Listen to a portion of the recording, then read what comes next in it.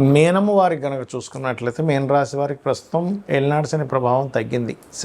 మనకి వక్రించినందుకు శని 12లో రాహు ఉన్నాడు. ఈ మాసంలో చంద్రుడితో సహా 5 గ్రహాలు మారుతున్నాయి. చంద్రుడు 2 రోజులు మారుతుంటాడు. అది కాకుండా రవి 6లో ఉండే రవి 17వ తేదీ నుంచి సప్తమంలోకి మారుతున్నాడు. అదే 6వ భావంలో బుధకేతువులు కూడా ఉన్నారు కాబట్టి ఆయన 7వ తేదీ నుంచి మారుతున్నాడు. ఇంతకాలం సప్తమంలో నీచబడి ఉన్నటువంటి శుక్రుడు అష్టమంలోకి మారుతున్నాడు. అదేవిధంగా చతుర్థంలో ఉండే కుజుడు 19వ తేదీకి ఉచ్చస్థానంలో ఉండే గురువుని చేరుకోవడం, మరియు 12లో రాహు ఉండడం. మరి ఈ యొక్క గ్రహస్థితిని అనుసరించి మీకు ఎలా ఉండబోతుంది, ఏ దేవతా ఆరాధన చేయాలి, ఎటువంటి విషయాల పట్ల మీరు జాగ్రత్తగా ఉండాలి అనేటువంటి అంశాలు చెప్తుంది నేనైనప్పటికీ చెప్పిస్తుంది సాక్షాత్ లలిత అమ్మవారిగా భావిస్తూ ఆ లలితాంబిక అమ్మవారి యొక్క అనుగ్రహం మీకు పరిపూర్ణంగా కలగాలని మనస్ఫూర్తిగా కోరుకుంటూ, ఇక్కడ ఎప్పుడైతే రాశిలో శని వక్రించాడో ఒక రకంగా చాలా మటుకు స్ట్రెస్ తగ్గిస్తుంది. అయితే మీకు ధనాధిపతి 4లో ఉన్నందుకు ఏదైనా ప్రాపర్టీస్ తీసుకునే విషయంలో కొంచెం జాగ్రత్తగా చూసుకొని తీసుకోండి. ప్రాపర్టీకి ధనం ఇస్తున్నాము. అయితే ఈ కుజుడు 19వ తేదీ నుంచి మారుతున్నాడు. ఉచ్చస్థానంలో ఉండే గురువు దగ్గరికి వెళ్తున్నందుకు ఫైనాన్షియల్ గ్రోత్ మరింత పెరుగుతుంది 19వ తేదీ నుంచి. ఎందుకంటే ధనాధిపతి వెళ్ళి అక్కడ కలుస్తున్నాడు కాబట్టి. లేదా తండ్రి నుంచి రావాల్సిన ధనం రావడము, సంతాన అభివృద్ధి కలగడము, ఇవన్నీ కూడా కలుగుతాయి. సంతానం కోసం చేసే ప్రయత్నం కూడా 19వ తేదీ నుంచి బాగుంటుంది చెప్పాలంటే. కాకపోతే 6వ భావంలో రవికేతువులు ఉన్నందుకు కొంచెం అప్పుల విషయంలో గవర్నమెంట్ రిలేటెడ్ వ్యక్తులకు అప్పులు ఇవ్వడం తీసుకునే విషయాల్లోని కొంచెం జాగ్రత్తగా ఉండండి. కాకపోతే ప్రభుత్వం గవర్నమెంట్ అండర్టేకింగ్లో ఉండే ఉద్యోగాలు కొన్ని ఉంటాయి, అవి లభిస్తాయి కూడా. రవి 6లో ఉన్నందుకు 17వ తేదీ వరకు. అయితే ఈ 17వ తేదీ నుంచి రవి మారుతున్నాడు. ఆల్రెడీ 7వ తేదీ బుధుడు మారిపోయి ఉన్నాడు. కాకపోతే ఇక్కడ ఏంటంటే 19వ తేదీ నుంచి 26వ తేదీ వరకు ఎవరైతే బంధువర్గంలోని మెడికల్ రంగాల్లో ఉండేటువంటి వారితో, లేదా రాజకీయ సంబంధంగా ఉండేటువంటి కొన్ని పరిచయాలు పెంచుకోవడానికి కానీ, వివాహ ప్రయత్నాలకు కానీ 19 నుంచి 26వ తేదీ వరకు చాలా అనుకూలంగా ఉంది. అష్టమంలో శుక్రుడు వస్తున్నందుకు కొన్ని ఇన్సూరెన్సెస్ మూలంగా కలిసి వస్తుంది, పార్ట్నర్స్ మూలంగా డబ్బులు వస్తాయి 3వ తేదీ నుంచి ఈ నెల చూసుకున్నట్లయితే. మరియు కాస్త రీసెర్చెస్ కలిసి వస్తాయి చెప్పాలంటే. ఇక 12లో రాహు ఉన్నందుకు కొంచెం విదేశీ యోగాలు కూడా ఏర్పడతాయి. అయితే డేట్స్ వైజ్గా చూసుకుంటే మీకు 1, 29, 30 తేదీలు ధనపరమైనటువంటి విషయాల్లో అనుకూలత ఉంటుంది. 3, 4 తేదీలు కాస్త లాంగ్ జర్నీస్ ఉంటాయి. కొంచెం సిబ్లింగ్స్తో అది మాట్లాడేటప్పుడు కొంచెం జాగ్రత్తగా ఉండండి.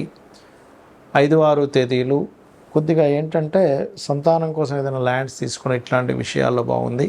కాకపోతే కొంచెం వాహనం మీద వెళ్ళేటప్పుడు కొద్దిగా స్లోగా వెళ్ళండి. బట్ డోంట్ వరీ, ప్రాపర్టీ యోగం కూడా ఉంటుంది అక్కడ.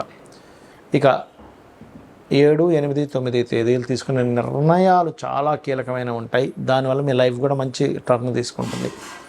10, 11 తేదీలు అప్పులు ఇవ్వడం తీసుకోవడం, హెల్త్ విషయంలో జాగ్రత్తగా ఉండండి.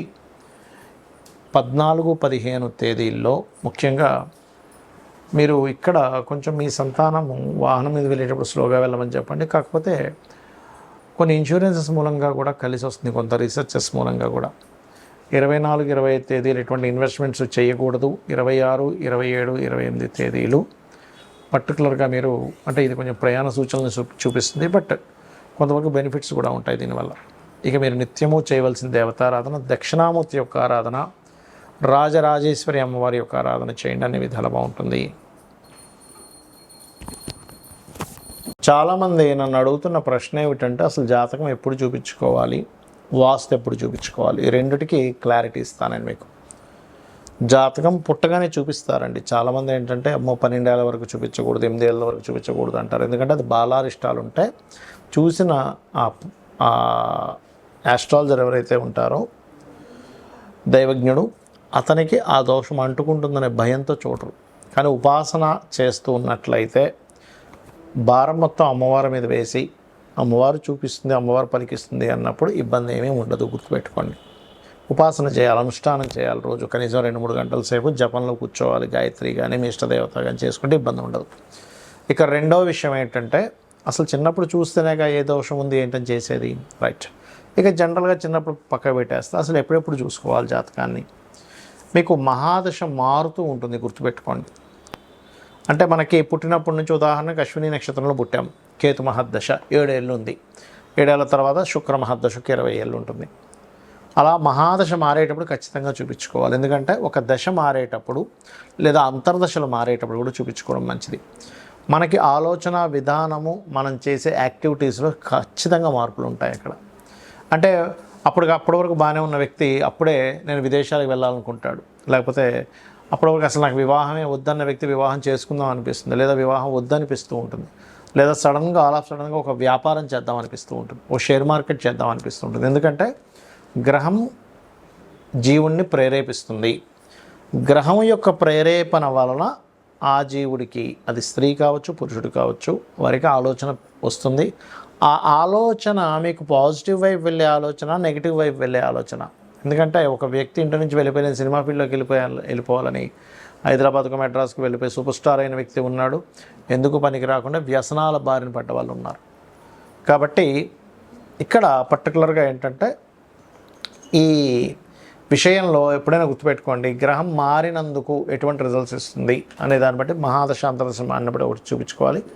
తరచూ యాక్సిడెంట్స్ అవుతున్నాయి, లాసెస్ అవుతున్నాయి, అనారోగ్యం అవుతుంది, లేకపోతే ఎప్పుడు గొడవలు అవుతున్నాయి, ఈ సందర్భాల్లో కూడా మీరు చూపించుకోవచ్చు. లేదా ఉద్యోగం మాటిమాటికి పోతుంది అంటే సిచ్యువేషన్స్, మీ లైఫ్లో సిచ్యువేషన్స్ డిఫరెంట్గా అవుతున్నాయి, దశ మారినట్టు మీకు తెలియదు, అప్పుడు కూడా చూపించుకోవాలి. అదేవిధంగా ఇల్లు మారేటువంటి విషయాల్లో గృహం మారుతున్నాము, గృహం మారేటప్పుడు కూడా మంచి గృహంలోకి వెళ్ళడం చాలా ముఖ్యం. ఎందుకంటే వాస్తు జాతకం ఎలా పనిచేస్తుంది, వాస్తు కూడా అంతే బ్రహ్మాండంగా పనిచేస్తుంది, గుర్తుపెట్టుకోండి. కాబట్టి ఇల్లు మీకు ఏ డైరెక్షన్ పనిచేస్తుంది, ఆ ఇల్లు యొక్క పదం ఎలా ఉంది, ఇల్లు కనుక బాగుంటే మీ లైఫ్ చాలా మటుకు సెట్ అవుతుంది. ఇది చాలా చాలా ట్రూ. ఇది నేను కొన్ని సంవత్సరాల పరిశోధనలో చెప్తున్నటువంటి అంశం, కొన్ని వందల వేల ఇల్లులు చూసిన తర్వాత. ఎందుకంటే మనం శాస్త్రాలన్నీ కూడా మనం భయపడడానికో కాదు, మనం జీవితాన్ని హ్యాపీగా ఉండడం కోసం. ఇక రెండవ విషయం ఏంటంటే, ఇక్కడ సొంతిల్లు కట్టుకునేటప్పుడు కట్టుకున్న సమయం నుంచే చక్కటి ప్లానింగ్, అంటే వాస్తుపరంగా పరిపూర్ణంగా ఉండే ప్లానింగు, అందులో పర్ఫెక్ట్గా డోర్ పదం ఎక్కడ పెట్టాలి, ఎక్కడ వాష్రూమ్స్ ఉండాలి, ఎక్కడ ఎటువంటి యాక్టివిటీస్ చేయాలి, ఇంట్లో ఎటువంటి రంగులు వేసుకోవాలి, అన్నీ కూడా వస్తాయి వాస్తు ప్లానింగ్లో. ఆ రకంగా మీరు ప్లానింగ్ చేసుకుంటే ఇంకా బాగుంటుంది. ఆ రకంగా ప్లాన్స్ కూడా ఇవ్వడం జరుగుతూ ఉంటుంది. అయితే ఇక్కడ ఇల్లు అద్దిల్లు అయినప్పుడు ఎలాగా అని సందేహం కలుగుతుంది చాలామందికి. అద్దింట్లో కూడా ఎటువంటి మార్పులు చేయకుండా, అంటే ఏదో పగలగొట్టకుండా తీసేయకుండా కూడా చేయవచ్చు, గుర్తుపెట్టుకోండి. అద్దె ఇంట్లో కూడా అంటే వాస్తు అంటే ఎంతసేపు దీన్ని మొత్తం కూల్చేయాలంటే మనము అద్దెంట్లో ఎక్కడ కుదురుతుంది అనుకుంటూ ఉంటారు. కానీ అద్దెంట్లో కూడా రంగుల ద్వారానో, వస్తువులు పెట్టుకునే అమరికలో తేడా ఉండడం వల్ల చిన్న ఇప్పుడు బ్లాకర్స్ అంటూ ఉంటారు, లేకపోతే చిన్న మెటల్స్తో కొన్ని రెమెడీస్ చేస్తాం వాష్రూమ్ ఉండకూడని ప్రదేశంలో ఉన్నప్పుడు. ఆ రకంగా కూడా మీరు చేసుకోవచ్చు. అయితే ఇవన్నీ నాకు తెలియవండి, నాకు జాతకం లేదు. సరే వాస్తు అంటే మనం వాస్తు చూస్తాం, జాతకం లేదు, అప్పుడు ఏం చేయాలి? నిత్యము దీపారాధన అలవాటు చేసుకోండి, ఉదయం సాయంత్రం. నిత్యము మీ ఇంటి దగ్గర లేదని ఆలయం ఉన్నట్లయితే వెళ్ళండి.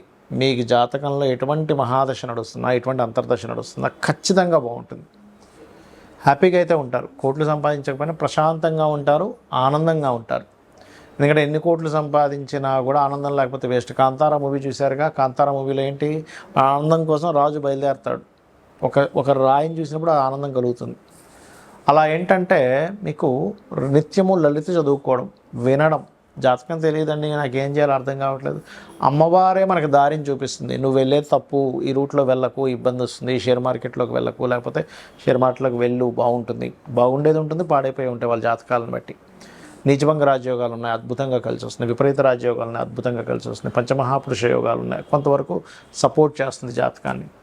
ఆ రకంగా జన్మజాతకంలో అసలు ఏ దోషం ఉంది, ఏ యోగం ఉంది, ఎప్పుడు ఏది మనల్ని ప్రేరేపిస్తూ యాక్టివ్ చేస్తుంది అనే విషయాన్ని మనం జాతకం ద్వారా తెలుసుకుంటూ ఉండాలి.